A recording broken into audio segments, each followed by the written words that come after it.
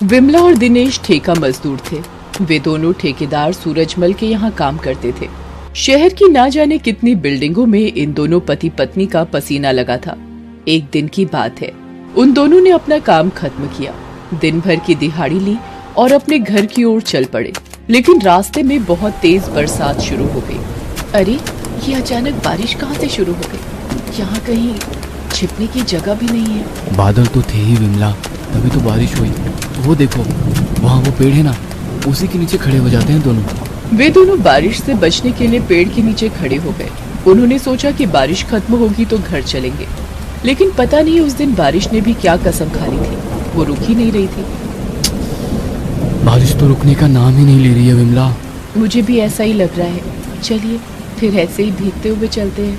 वो तो ठीक है, लेकिन डर लगता है कहीं पिछली बार की तरह तुम फिर से बीमार ना पड़ जाओ।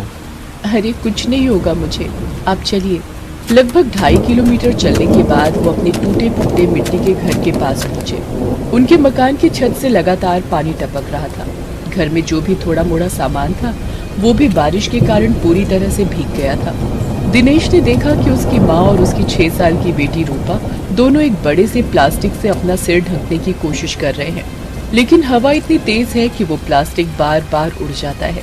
माँ, अगर बारिश का यही हाल रहा तो हमारा घर तो कभी भी गिर सकता है। हाँ बेटा, मुझे भी यही लगता है। क्यों ना हम कहीं और रहने के लिए चले। जो भी थोड़ा मोड़ा सामान उनके पास था उन्होंने उसे एक कपड़े में बांधा और बारिश में ही निकल गए। करीब 1 किलोमीटर चलने के बाद उन्हें एक पार्क के पास कुछ सीमेंट की पाइपें दिखाई दी। विमला, ये लो, हमारा नया घर मिल गया। हाँ, ये कम से कम इस बारिश में गिरेगा तो नहीं। उन सभी ने उन पाइपों के अंदर शरण ली। जानते हैं, कभी कभी मुझे लगता है कि भगवान को हम गरीबों को बनाना ही नहीं चाहिए। ना तो हम ढंग से रोटी खा सकते हैं, ना अच्छे कपड़े पहन सकते हैं और ना ही हमारे सिर पर छत होती है। हमारे हाथों ने इस शहर में ना जाने कितने रहने वालों के लिए पक्के घर बनाए, लेकिन हमारी किस्मत देखो, यही लिखा है। उन सभी ने पूरी रात उसी सीमेंट की पाइप में बिताई। अगली सुबह उनकी नींद तब खुली जब वहाँ उन्होंने कुछ शोर सुना। उन्होंने देखा कि कुछ मजदूर वहाँ रखे सीमेंट की पाइप को ट्रक में लोड करके किसी दूसरी जगह ले जा रहे हैं। उन मजदूरों ने उन्हें भी वो पाइप खाली करने को कहा ताकि वो उन्हें ट्रक में ले जा सके। उन्होंने वो पाइप खाली कर दिया। बाबा, अब हम कहाँ रहेंगे? अब तो बारिश बंद हो गई है बेटा, चलो हम लोग अपने पुरानी मिट्टी के घर में चलते हैं। वे सभी वहाँ गए, लेकिन वहाँ का नजारा देखकर दिनेश और विमला की आंखों में आंसू आ गए। कल रात की लगातार बारिश के कारण उनका मिट्टी का घर ढह गया था। विमला और दिनेश को समझ नहीं आ रहा था कि वो अब कहाँ रहेंगे। विमला, हमें रहने का कुछ ना कुछ जुगाड़ तो करना ही होगा। इस तरह सड़क पर तो नहीं रह सकते। उनके पास ज्यादा पैसे भी नहीं थे कि वो किराए पर कोई कमरा ले ले।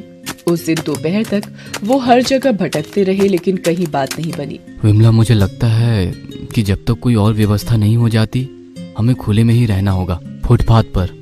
उन्होंने फुटपाथ पर ही रहने का निर्णय लिया, लेकिन उनका ये निर्णय गलत साबित हुआ, क्योंकि शाम को पुलिस वाले आकर उन पर चिल्लाने लगे। अजीब हाल है तुम लोगों का। अरे फुटपाथ पर भी कोई रहने की जगह है? हाँ, अब क्या करे साहब, एक मिट्टी का टूटा फूटा घर था हमारा, लेकिन वो तो बारिश में ढह गया ना। अब आप ही बताइए, बूढ़ी माँ और छोटी बेटी को लेकर हम कहाँ जाएं? उसका ठेका हमने नहीं लिया है, जहाँ जाना है जाओ। दिनेश की बात सुनकर वहाँ खड़े पुलिस इंस्पेक्टर ने हवलदार से कहा कि ये तुम इनसे कैसे बातें कर रहे हो? अरे ये भी हमारी ही तरह इंसान है। जब इंस्पेक्टर उन्हें डांट रहा था तो सहमी सी बेचारी रूपा उन्हें देख रही थी।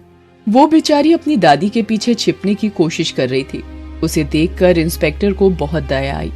थोड़ी देर के लिए उसके सामने उसका बीता हुआ कल आ गया।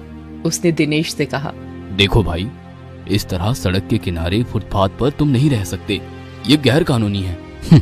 साहब, हम गरीबों का पैदा होना ही गैर कानूनी है। दिनेश की बातों को सुनकर इंस्पेक्टर भावुक हो गया और उसने कहा, देखो ऐसा मत कहो, भगवान ने जन्म दिया है तो वो देखभाल भी करेगा। एक काम क्यों नहीं करते, सरकार ने तुम जैसे लोगों के लिए ही तो ये रैन बसेरे बनाए हैं, तुम लोग फिलहाल वहीं जाकर क्यों नहीं रहे। दिनेश अपने परिवार को लेकर रैन बसेरे में चला गया। वहाँ पहले से ही उन लोगों के जैसे कई लोग थे। उन्होंने किसी तरह वहाँ अपने लिए जगह बनाई। विमला, कल से हमें काम पर भी जाना पड़ेगा, नहीं तो अभी रहने की दिक्कत है, कल से खाने के लिए भी मोहताज होना पड़ेगा। उस रात भी जोरों की बारिश हो रही थी। दिनेश और विमला किसी तरह सोने की कोशिश कर रहे थे। तभी विमला का हाथ अपनी बेटी रूपा के सिर पर गया। हे भगवान, इसे तो तेज बुखार है। पता नहीं भगवान भी कब छोड़ेगा हमारी परीक्षा लेना। विमला ने रूपा को अपने सीने से लगाया और भगवान से प्रार्थना करने लगी कि उसका बुखार जल्दी से उतर जाए। उधर दूसरी ओर उस इंस्पेक्टर की आंखों से भी नींद कोसों दूर थी। उसकी आंखों के सामने रह रहकर रूपा का चेहरा आ रहा था। अभी कुछ महीने पहले ही इंस्पेक्टर की पत्नी और उसकी बेटी की मौत एक सड़क हादसे में हो गई थी। उसे रूपा में अपनी बेटी का चेहरा दिख रहा था। वो तुरंत ही वहां से निकला और रैन बसेरे में पहुंचा। उसने देखा कि रूपा अपनी माँ की गोद में आंखें खोलकर लेटी हुई है।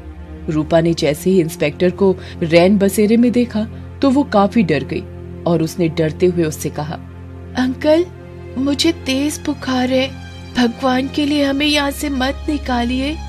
उसकी बात सुनकर इंस्पेक्टर की आंखों में आंसू आ गए। उसने उससे कहा, नहीं बेटा, मैं तुम्हें यहाँ से निकालने नहीं आया हूँ, मैं तुम लोगों को अपने घर ले जाने आया हूँ। उसकी बात सुनकर सभी चौंक गए।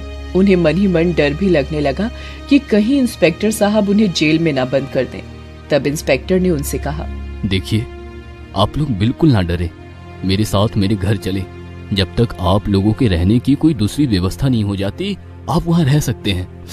हम आपका एहसान कभी नहीं भूलेंगे इंस्पेक्टर साहब। देखिए, मैं कोई एहसान नहीं कर रहा आप पर, उल्टा आप लोग मेरे पर एहसान कर रहे हैं। एहसान? और हम जानते हैं, आपके जैसी मेरी भी एक छोटी सी बेटी थी, लेकिन लेकिन लेकिन क्या इंस्पेक्टर साहब? तब इंस्पेक्टर ने अपनी कहानी उन्हें बतानी शुरू की। कुछ दिनों पहले तक मैं बहुत बेईमान आदमी था, बिना पैसे लिए किसी का कोई काम नहीं करता था। मेरे सामने तो कोई मुझे कुछ नहीं कहता था, लेकिन पीठ पीछे मुझे लोग गालियां देते थे, बद्दुआएं देते थे।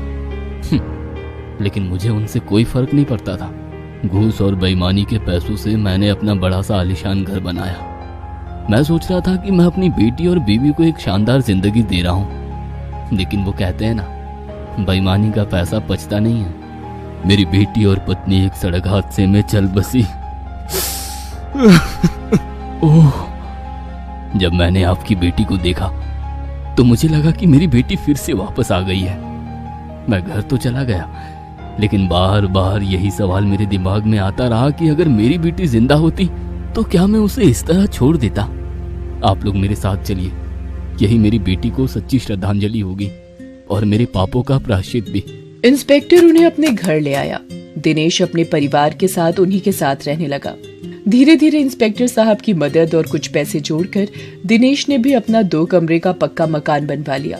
अब उसे किसी बारिश, किसी तूफान में अपने परिवार की चिंता नहीं होती। अब उसे ऊपर वाले से भी कोई शिकायत नहीं है। दोस्तों, आप हमारे चैनल को जरूर सब्सक्राइब करें